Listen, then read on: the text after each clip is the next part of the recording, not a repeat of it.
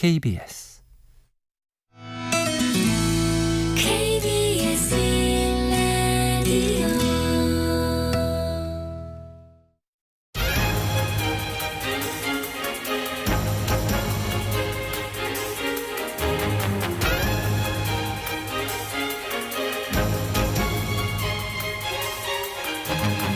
오늘 아침 일라디오.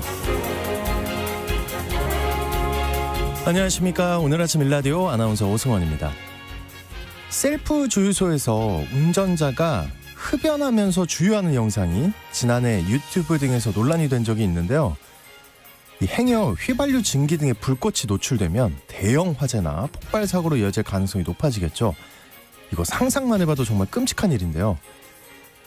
급기야 위험물 안전관리법이 개정되면서 앞으로 주유소 등 흡연이 금지된 구역에서 담배를 피울 경우에 최대 500만 원의 과태료가 부과된다고 합니다.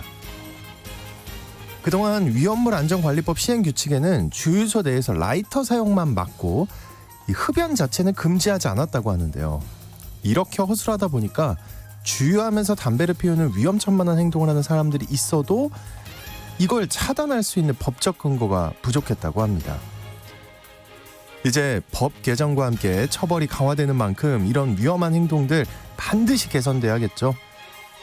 개정안은 7월 31일부터 시행되는데요.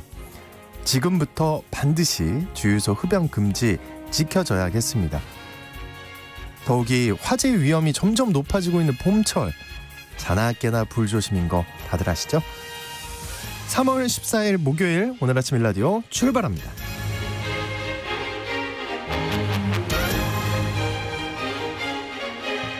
오늘 아침 일라디오 이 시간은 물론 KBS 일라디오의 모든 프로그램은 유튜브, KBS 일라디오 공식 채널이나 모바일 콩 어플리케이션을 통해 실시간으로 함께 하실 수 있습니다. KBS 일라디오 채널 구독과 좋아요, 댓글 많이 부탁드립니다. 자, 오늘 농수산 이슈 시간에는요. 일본 사과 그리고 뉴질랜드 사과가 국내에 못 들어오는 이유에 대해 자세한 소식 살펴보겠습니다. 또 어른의 성장법 시간에는요. 이별 그리고 극복에 대해 알아보겠습니다. 예술로 떠나는 여행 시간에는 여인들의 화장, 메이크업 문화 속으로 떠나보겠습니다. 방송에 참여하실 분들은 단문 50원, 장문 100원이 드는 유료 문자 샵 9730으로 보내주시기 바랍니다. 유익한 정보와 살아있는 이야기가 있습니다. KBS 오늘 아침 일라디오.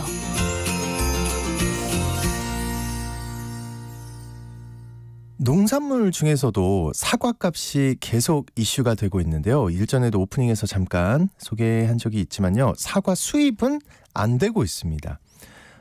최근엔 일본이나 뉴질랜드 등에서 사과를 수입하는 게 필요하다 이런 주장이 나오고 있는데요. 오늘 농수산 이슈 이 사과 수입 문제에 대해 얘기 나눠보겠습니다. 한국농정신문의 원재정 기자님 전화 연결돼 있습니다. 안녕하십니까? 네, 안녕하세요. 한국농정신문 원재정입니다. 네, 비싸다 전 말만 들었거든요. 근데 지금 얼마나 더 올라 있는 걸까요? 사과값이. 사과값이 어제도 사과 도매값이 10kg 기준 사상 처음으로 9만 원이 넘었다 이런 뉴스가 나왔는데요. 네. 지난해 이상기후로 사과 재배가 불가능한 날씨가 이어지면서 수확량이 크게 줄다 보니 이 가격 탄력성이 작은 농산물의 특성상 예년에 비해 가격이 높게 형성돼 있습니다.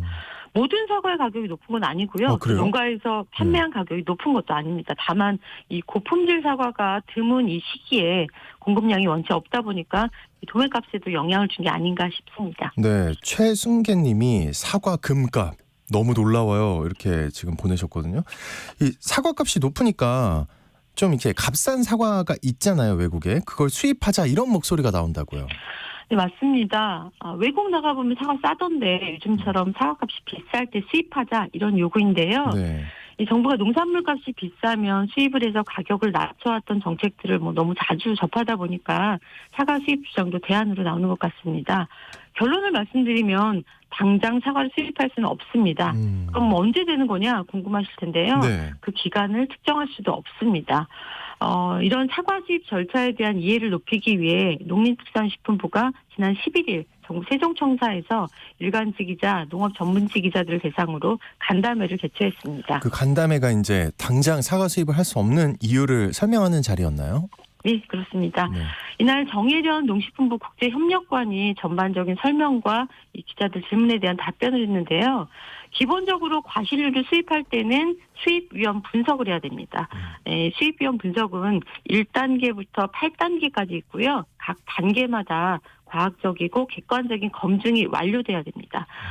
그런데 이제 과학적이고 객관적인 검증을 하는 시간이 뭐 몇 개월 단위가 아니라 몇 년이 소요될 수도 있다는 건데요. 이 사과도 이 8단계의 수입 위험 분석을 반드시 거쳐야 하는 건 마찬가지입니다. 네.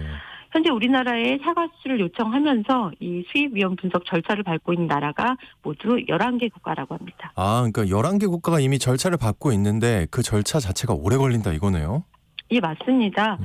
사과 수출을 희망하는 11개 국가 중에서 수입 위험 분석 절차가 가장 앞선 나라부터 말씀드리면 네. 일본이 1단계부터 8단계 중에서 5단계 이 수입 위험 분석 진행 단계가 가장 앞서 있고요. 네. 그 다음이 뉴질랜드, 독일, 그리고 최근에 미국까지 합세해서 3단계 절차를 밟고 있습니다. 우리나라의 사과 수출을 희망하는 이 11개 국가 중에서 일본, 뉴질랜드, 독일, 미국 이렇게 4개 국가가 의미 있는 절차, 즉 수출을 위한 진도를 밟고 있다는 뜻이고요. 이 외에 호주, 남아프리카 공화국, 브라질, 중국, 이탈리아, 포르투갈, 아르헨티나 이렇게 7개 국가는 수입 위험 분석 1단계에 머물러 있습니다. 1단계는 한국의 사과를 수출하고 싶다 이런 네. 요청을 우리나라에 접수한 이 착수 단계라고 이해하시면 됩니다. 그럼 이제 수입 위험 분석 절차상 5단계로 가장 앞서 있는 일본의 사과가 우리나라에 제일 먼저 수입되겠네요? 예, 그 진행 현황을 보면 일본 사과의 수입 위험 분석 진도가 가장 앞서 있는 건 맞습니다. 네. 하지만 우리 이제 국내 검역 전문가들이 수입 위험 분석을 하다가 병해충 문제, 나방류 문제라고 들었는데요. 네.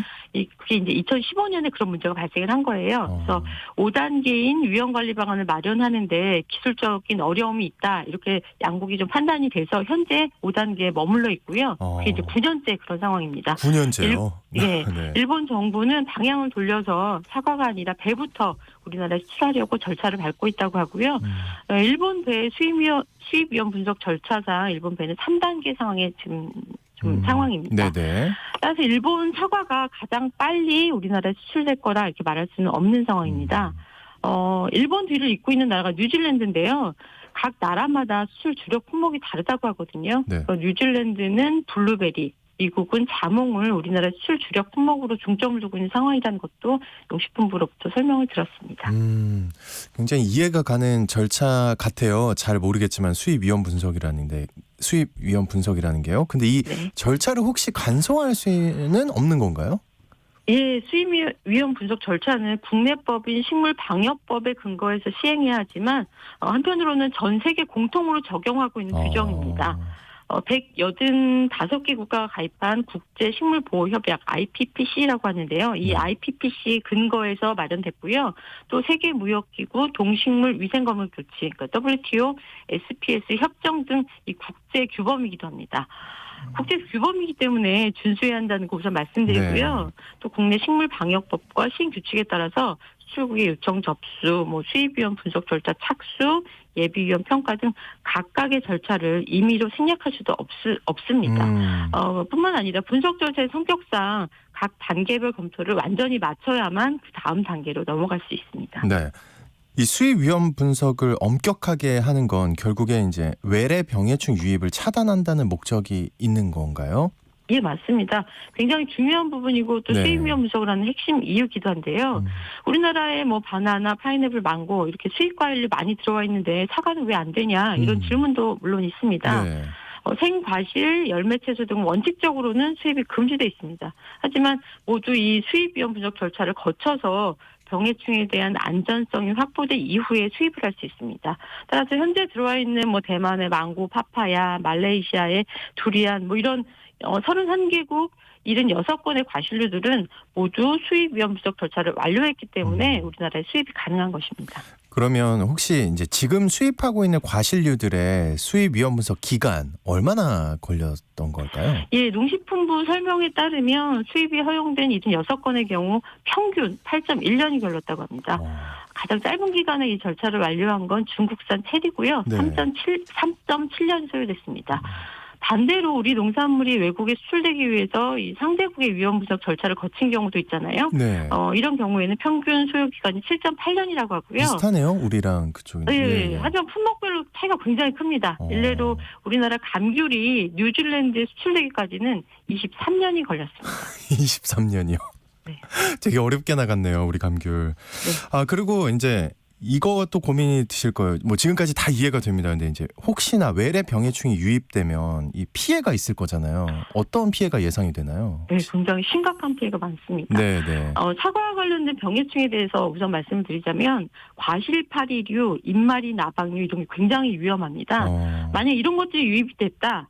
우리 수출 시장에도 타격이 굉장히 심각합니다. 외국에서 들어온 병해충 때문에 우리께 이제 수출이 안 되는 거군요. 예, 맞습니다. 파프리카, 배, 딸기, 포도, 감귤, 잠감 이게 이제 우리나라 정부가 수출 주력 품목으로 육성하고 있는데요. 이런 수출이 중단될 수가 있고요. 만약에 과실파리류가 유입돼서 수출이 중단된 경우라면 수출을 재개하기까지도 상당히 긴 시간이 소요됩니다. 뿐만 아니라 외래 병해충이 이제 국내에 유입이 되면 농산물 생산량이 감소되고요. 상품성도 떨어집니다.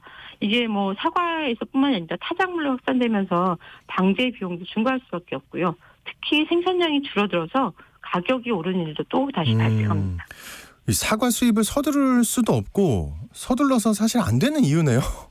네, 맞습니다. 네. 그래서 일본 사과, 뉴질랜드 사과를 수입하라 이렇게 요구하는 것보다 제 생각에는 국내 유통 단계를 좀 축소해서 소비자 가격을 낮추는 방법부터 찾는 일이 더 시급하다고 생각을 하고요.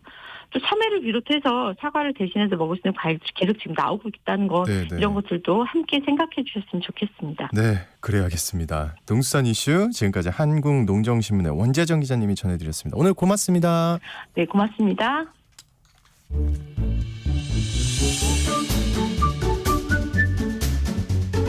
아침을 여는 기분 좋은 습관.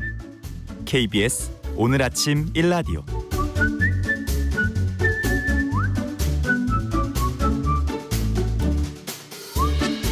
서투른 어른들의 마음이 자라는 어른의 성장법 시간입니다. 오늘은 살면서 누군가와 이별할 때 이거 어떻게 극복해야 할지 알아보겠습니다. 정신과 전문의 신재현 원장님 나와주셨습니다. 안녕하십니까? 네, 안녕하세요. 벌써 마음이 아픕니다. 이별이라니요. 네. 그렇죠. 네, 네. 만남과 헤어짐은 원래 우리 인간이 겪는 당연한 경험이지만 이별 후에는 마음이 참 많이 아프잖아요. 그쵸. 네, 이별하면 왜 다들 시인이 된다고 하잖아요.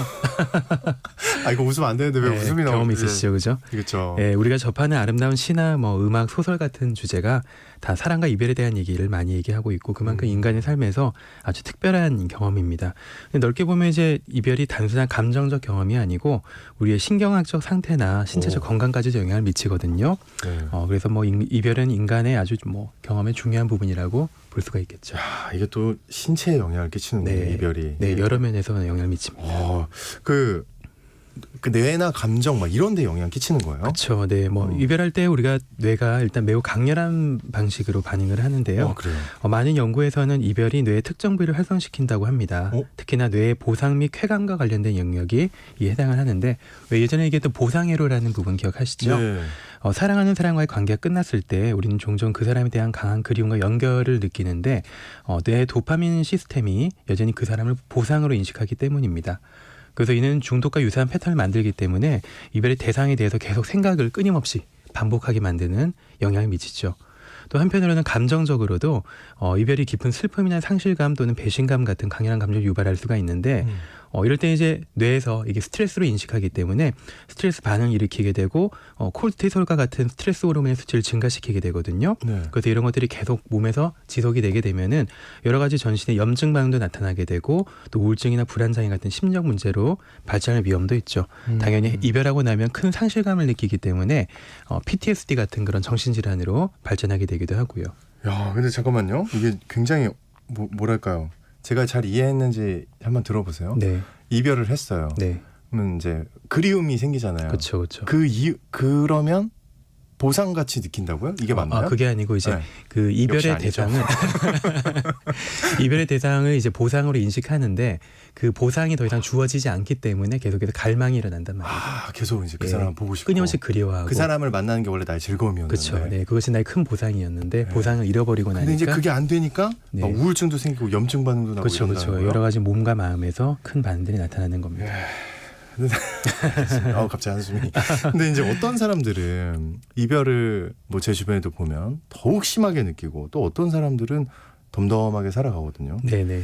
왜 이런 차이가 생기는 걸까요? 사람마다. 크게 한 세 가지 네. 요소를 꼽을 수가 있는데요. 첫째는 이제 개인의 정서적 회복력이나 이런 차이가 있을 수가 있습니다.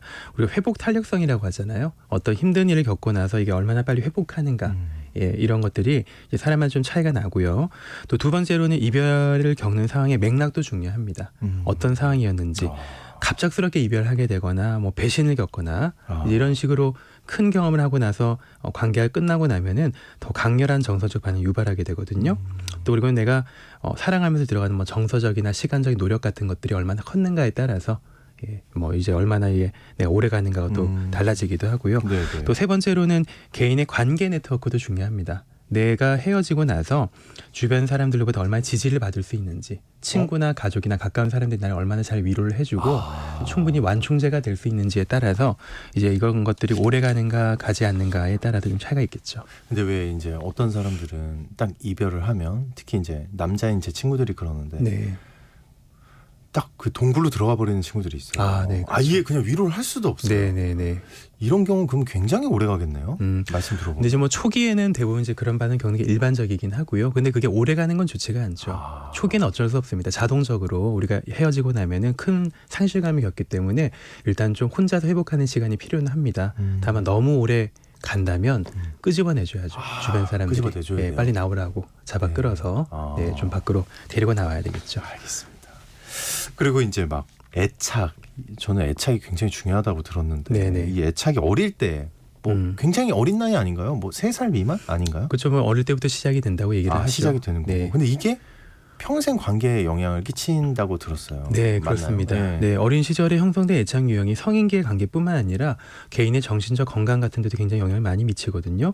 특히나 안정적인 애착이 매우 중요한 역할을 하는데 안정적 애착을 경험했던 사람은 일반적으로 높은 자존감을 가지고 있고 또 갈등 상황을 잘 헤쳐나간다는 연구도 있습니다. 사랑받고 자란 사람이 생각해보면 관계에 대한 자신감이 있잖아요. 약간 근거 없는 자신감. 네, 근자감이라고 하죠. 진짜. 나 사랑받을 수 있다. 어딜 가나 사람들이 날 좋아해 줄 거다라는 것이 꼭 머리로 생각하지 않더라도 좀 본능적으로 무의식에 깔려 있기 때문에 이를 바탕으로 타인하고 좀 긴밀하고 안정적인 관계를 형성할 수가 있게 되고 또 헤어지는 일도 잘 버텨나갈 수가 있게 되는 거죠. 그렇구나. 저는 근데 사실 개인적으로는 그 근자감 있는 사람들이 너무 부럽더라고요. 네, 그러지 않으세요? 좋아. 제가 그러시지 항상 놀라운 게 않으신가요? 있어요. 물론 좋은 의사분이겠죠. 하지만 저에 대해서 굉장히 잘못 생각하고 알겠습니다. 네. 속상합니다. 저희 좀 개인적인 시간이 필요할 것 같아요. 네, 그렇습니다. 그 이별을 겪은 사람들이 혹시 흔하게 빠지는 생각, 어떤 생각들이 있나요? 어떻게 보고 계시나요? 네, 흔하게 좀 빠진 함정이라고 하죠. 이런 심리적 함정들이 있는데 심리적 함정. 심리적 함정이 있는데 첫 번째로는 과거의 관계에 좀 과도하게 집착하는 것이 첫 번째 함정이고요. 또 하나의 함정은 다 내 탓이다.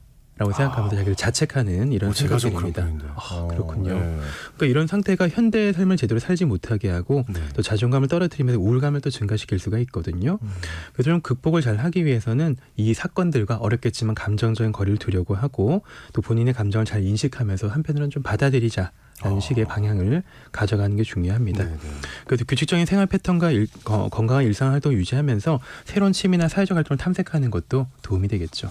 근데 이제 마음이 무너지고 뭐 아까 염증 반응도 있을 수 네네네, 있다 했잖아요. 막 그렇죠. 이제 그러다 보면 그 규칙적인 생활이 무너지더라고요. 네, 맞습니다. 네, 그냥 네. 집에 가고 싶고 네. 쉬고 근데 싶고. 이제 뭐 머릿속에서 스트레스 반응이 막 일어나고 감정적으로 막 불안해지고 하다 보니까 사람의 각성도라는 게 있잖아요. 네. 예, 각성도가 들쭉날쭉 하거든요. 그래서 밤에도 막 깨어 있게 되고 그 생각이 나기 시작하면 낮에는 또 오히려 각성도가 뚝 떨어지면서 잠이 졸리게 되기도 하고 그래서 처음에는 좀 이런 반응들을 겪는 분들이 상당히 많습니다. 그러면은 억지로라도 원래 예를 들어 제가 몇 시에 운동을 한다 그랬다면 그냥 너무 하기 싫지만 무조건 해야겠네요. 그렇죠. 힘든 마음을 안고서도 운동을 하러 가시는 것이 훨씬 더 많이 도움이 됩니다. 그렇구나. 네. 그래요. 어쨌든 뭐 이별을 하고 막 본인이 힘들고 나는 거부할 거야 이래도 결국은 이제 받아들이고 인정하게 돼 있잖아요. 네, 이별이란 맞습니다. 걸. 그러면 이제 네. 어떤 과정으로 이별을 받아들이게 되는 걸까요? 네, 그 엘리자베스 키블러로스라는 사람이 그 이별 후에 애도의 5가지 과정을 얘기한 적이 있거든요. 예. 한번 들어보시면서 한번 본인의 사랑을 예. 떠올려 보시면 좋겠는데 첫 번째 단계는 부정입니다. 아, 그렇죠. 처음에 난 믿을 수가 없어. 이건 아니야. 이건 뭐야? 예, 그렇죠. 난 믿을 수가 없어. 나는 인정 못해. 인정 못. 라고 생각하게 되고 네. 두 번째 화가 나기 시작합니다. 그럼요. 화가 나죠. 네, 점점 이걸- 올라가죠. 그렇죠. 상실감이 현실로 다가오면서 막 불만스럽고 화가 당연하죠. 나고 말도 안 되는 왜 나한테 이게 일어나나 자책하게 되기도 하고요. 내가 뭘 잘못했다. 맞아요. 네. 세 번째 단계는 협상입니다. 협상이요? 이게 여기서 한글로 좀- 이제 번역하면 좀 약간 이상할 수가 있는데 네. 이 단계에서는 만약 뭐뭐 한다면 다시 돌아오지 않을까. 그래. 속으로. 내가 예전에 좀 잘못해준 게 있었으니까 그걸 고치면 맞아요. 다시 돌아오지 네네네. 않을까. 뭔가 내가 이걸 바뀌게 되면 또 뭔가 나한테 다시 돌아오게 되지 않을까 생각하는 단계고. 그때만 떡볶이 좋아한다 했는데 내가 네. 못 먹게 했는데 맞아요. 내가 그걸 먹게 하면 돌아오지 않을까. 네, 떡볶이 먹으러 갈까 막 얘기하기도 하고 막 그렇게 하는데 음. 네 번째 단계에서는 조금씩 슬퍼지기 시작합니다. 내가 지금까지 했던 방법이 도움이 되지 않는구나. 안 먹히는군요. 네, 안 먹히고 이별의 현실을 조금씩 느끼게 되고 마지막 단계에서 이제 받아들이게 되죠.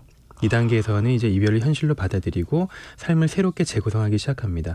과거 관계에 대한 집착에서 벗어나서 현재와 미래에 초점을 맞추고 그리고 이제 새로운 현실을 적응하고 전진하기 위해서 내적 평화를 좀 찾기 위한 그런 단계로 접어들게 되는 거죠.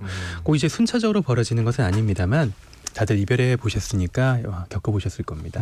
네. 이런 과정들 다 겪어왔구나라고요. 야, 어쨌든 뭐 이별 우리가 인간사 살면서 피할 수가 없는 거 아닙니까? 그렇죠? 네, 맞습니다. 슬픔이 당연히 오고요. 근데 이걸 건강하게 좀 뭐랄까요? 슬픔을 건강하게 표현하는 방법은 어떤 게 있을까요, 혹시? 건강하게 표현하는 게 굉장히 중요하거든요. 네, 왜냐하면 또 되게 많은 분들이 남자분들이 좀 그런데 아까 동굴 얘기하셨는데요. 네. 슬픔이 찾아오면 일단 숨습니다. 숨죠. 숨고 누르죠. 다 그래요. 네, 오히려 좀 아무렇지 않은 척 막 다니려고 그러니까 하기도 그게 하고. 여자들이랑 다른 것 같아요. 네. 제가 보면은. 예, 맞습니다. 좀 네. 차이가 있는데요. 네. 이제 건강하게 표현하는 것이 되게 중요하고요. 먼저 우리 감정을 인정하고 또 솔직하게 좀 받아들이는 것이 일단 중요한 것 같습니다.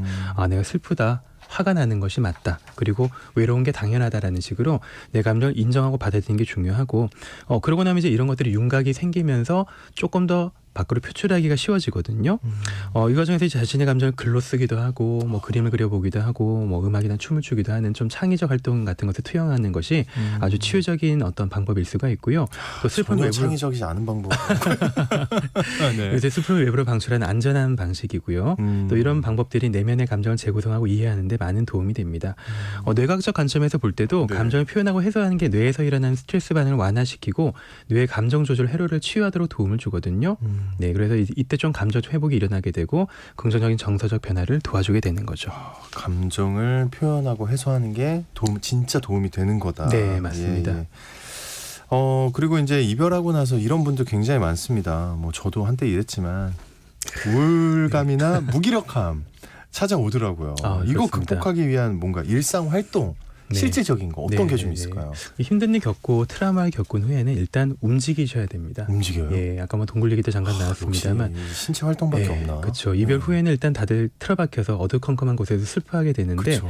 본능적인 활동입니다만 행동입니다만 방에만 있다 보면 자꾸 그 감정과 생각에 젖어들게 되거든요. 그렇죠. 계속 생각하죠. 그렇습니다. 그래서 누군가를 신나게 만난 건 어렵겠지만 혼자서라도 뭐 어디 카페라도 가서 새로운 환경을 접하고 새로운 자극을 받고 사람들 왔다 갔다 하는 거 구경도 하고 이러면서 조금씩 머릿속에 있는 생각에만 집중하는 것이 아니고 외부 자극을 받을 수 있는 그런 활동을 하는 것이 큰 도움이 되고요. 차라리 명동이나 강남 한복판을 가야 되는군요. 그것도 좋죠. 네, 본인이 좀 내킨다면은. 근데 내킨. 뭐 좀 너무 시끄럽고 이런 것들을 되게는 좀 싫어하시니까요. 이런 상황에서는 그냥 조용한 카페라도 가서 집이 아니면 됩니다. 어두컴컴한 게 집이 아니고 밖에 나올 수만 있으면 좀 도움이 되고요. 네네. 또 회사 출근하신 분들은 그래도 조금 도움이 되죠. 당장 해야 될 일이 있고 그렇죠. 바쁘게 정신없이 일을 하다 보면 또 거기에 정신 팔게 되면서 주위 환기가 일어나기 때문에 좀 도움이 됩니다.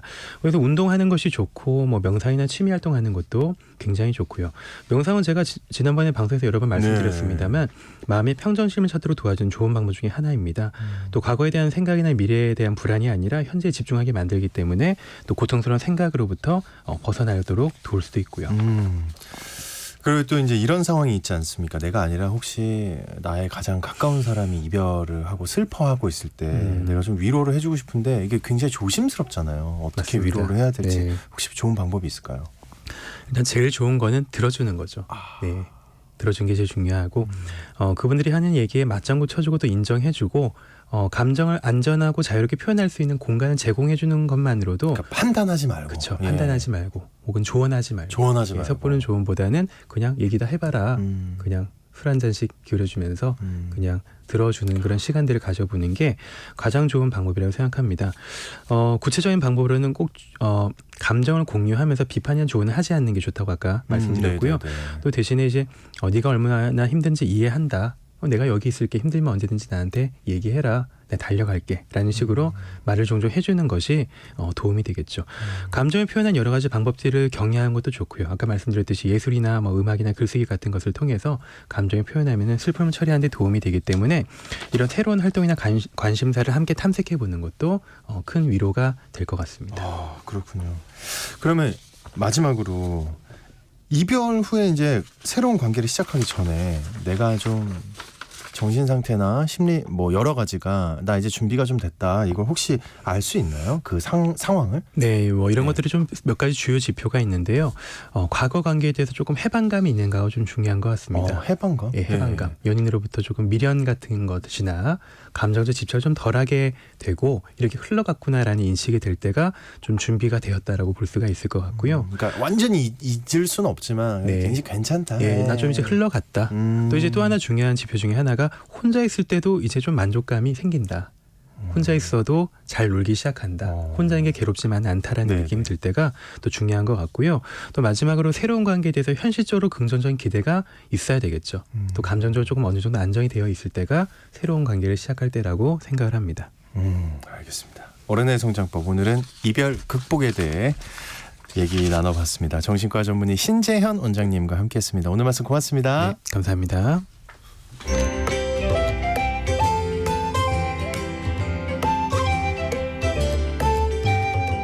상쾌한 하루의 시작. KBS 오늘 아침 일라디오.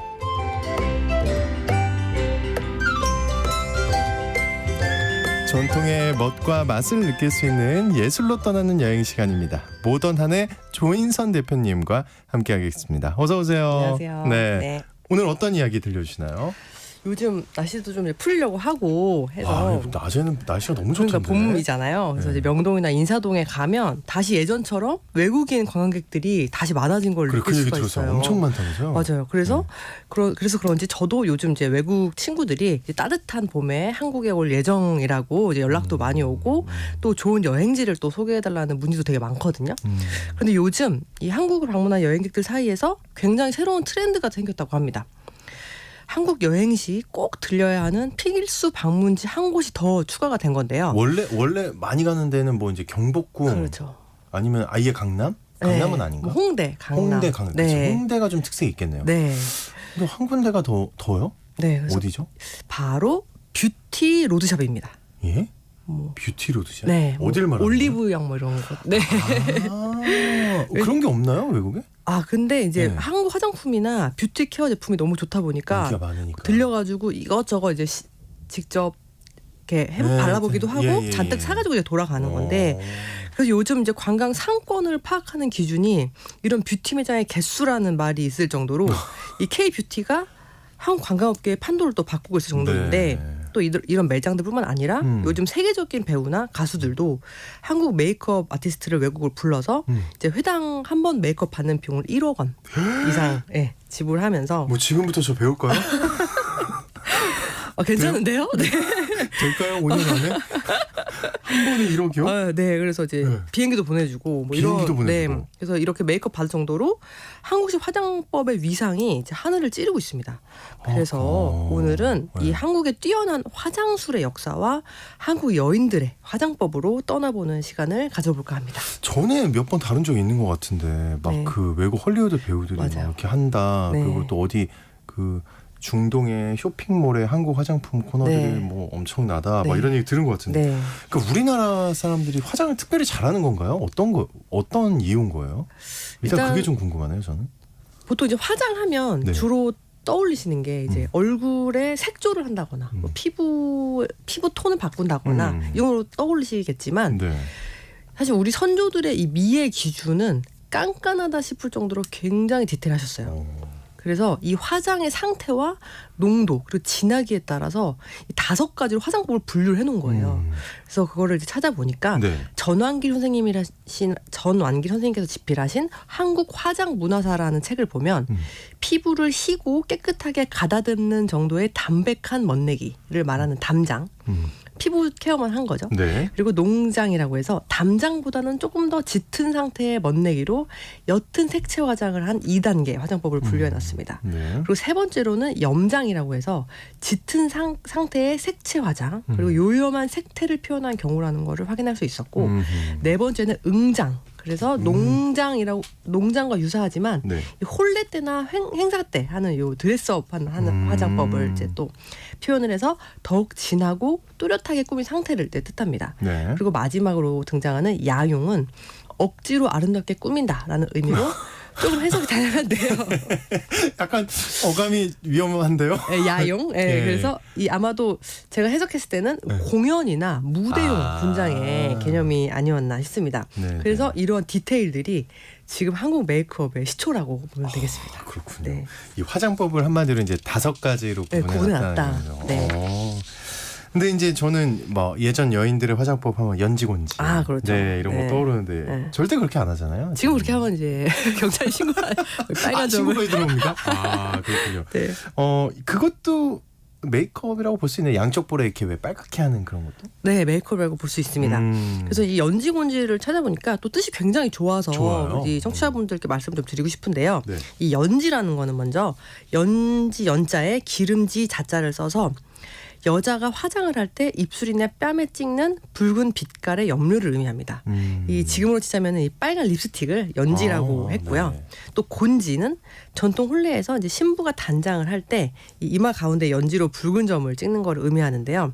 그래서 연지로 얼굴에 곤지를 찍는 거라고 보시면 됩니다. 네. 그런데 왜 하필 다른 색깔도 많은데 그러니까 빨간색이요? 새빨간색을 얼굴 그러니까요. 이 커다란 점을 그것도 딱 중앙에다가 이게 예쁘다는 생각이 잘 안 드는데 그러니까요. 지금은. 네. 그래서 이거를 왜 하필이면 이 이마 가운데 찍었나라고 네. 보니까 이것도 의미가 있더라고요. 이 사실 붉은색이라는 게 이 음양오행으로 분류를 하면 이 삶의 세계의 양에 속하기 때문에 이 재앙을 가져다주는 귀신이 매우 무서워하는 색이에요. 그래서 붉은색이요. 예, 그 도깨비가 붉은색 팥죽을 싫어하는 거랑 똑같은 거예요. 그래서 이 비록 미신이긴 하지만 이 동아시아에서는 이런 음양오행 사상 때문에 이 결혼식에는 꼭 붉은색을 많이 써서 이 좋은 결혼식 날 시집 장가를 못 가본 처녀 귀신과 총각 귀신의 시샘을 막으려는 의도가 담겨 있었죠.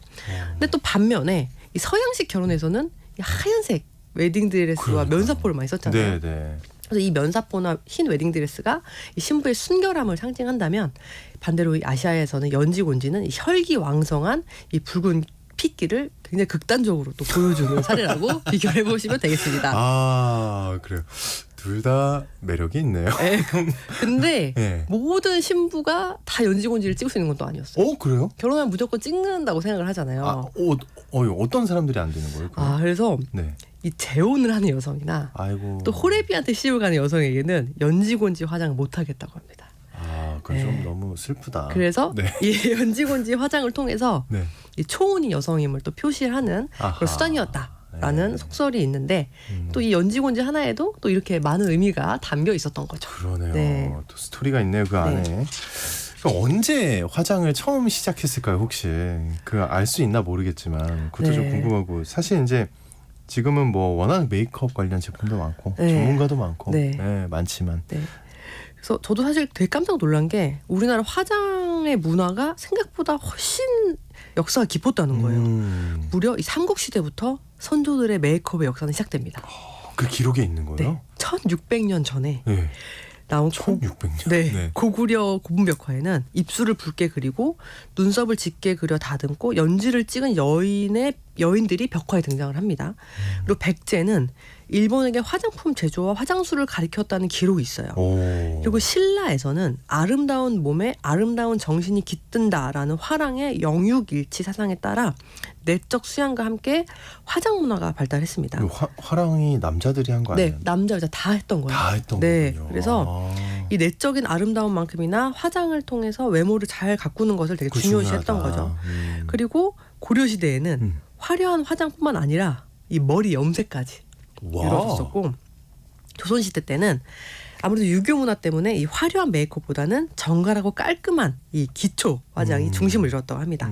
그래서 결국에는 이 우리 선조들이 이미 1600년 전부터 메이크업을 해왔다는 거예요. 그래서 이러한 내공이 네, 이어져서 지금 K-뷰티의 명성으로 이어지고 있다고 해도 과언이 아닐 것 같습니다. 근데 참 궁금한 게요. 조선시대에도 화장이 있었다 그랬잖아요.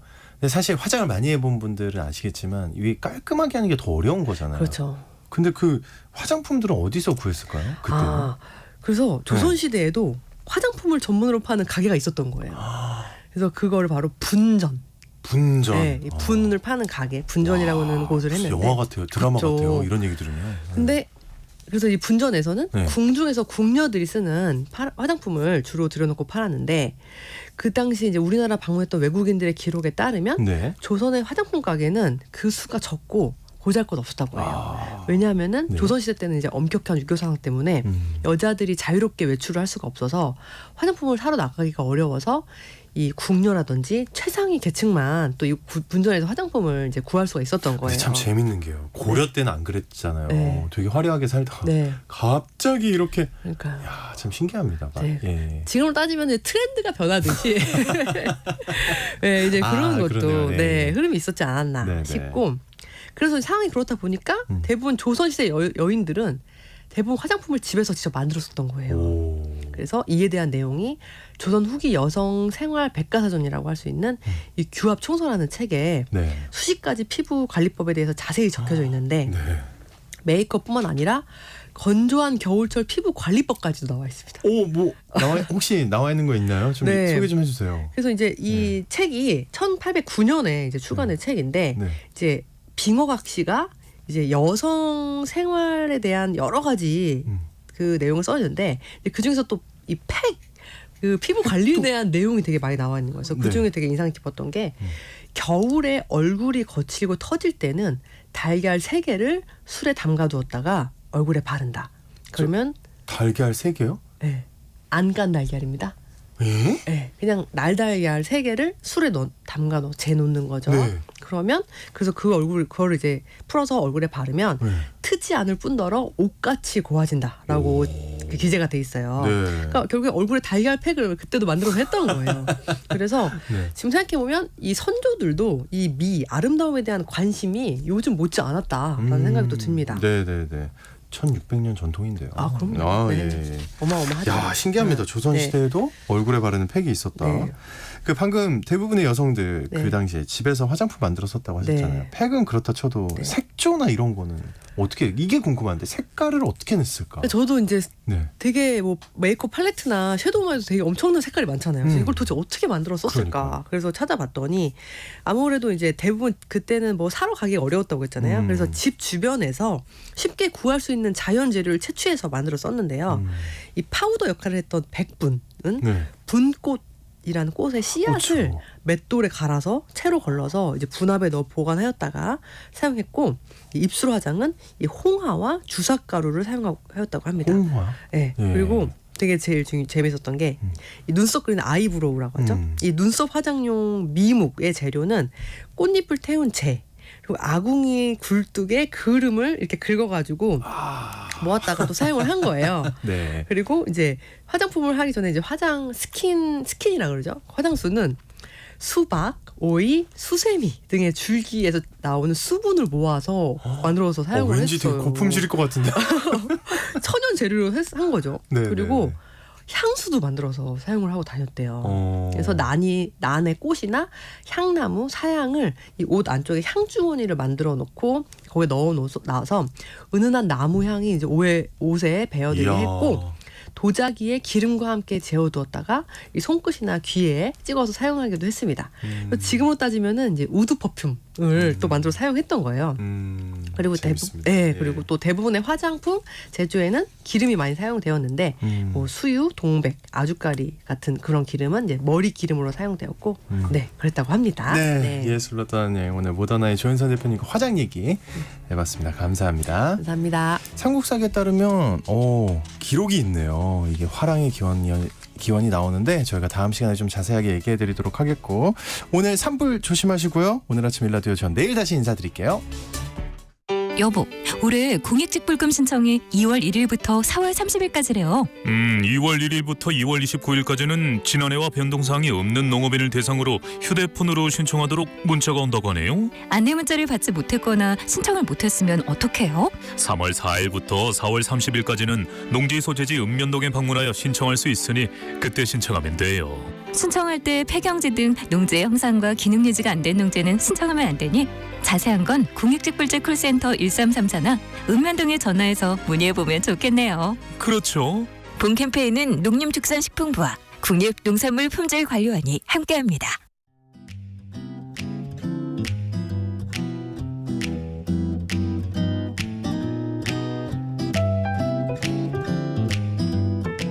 안녕하세요. 바른말 고운말입니다. 소설이나 드라마, 영화를 볼 때 이야기의 진행이 느려지면 답답함을 느끼게 됩니다. 이런 상황을 두고 고구마 전개라는 표현을 쓰기도 하는데요. 실제로 고구마나 감자 같은 것을 먹을 때 물을 마시지 않으면 잘 넘어가지도 않고 소화도 잘 안 되는 경우가 많습니다. 그런 상태를 비유한 거죠. 이처럼 음식을 먹을 때 목이 막히는 걸 두고 목이 미다와 목이 매다, 이 두 가지 표현이 모두 쓰이고 있습니다. 그런데 이 중에서 맞는 것은 목이 매답니다. 동사 매다는 주로 음식을 먹거나 말을 할 때 목이 막히는 것 같은 상태가 되는 걸 말합니다. 또 하수도가 잘 안 내려간다든지 굴뚝에 뭔가가 가득 차서 연기가 잘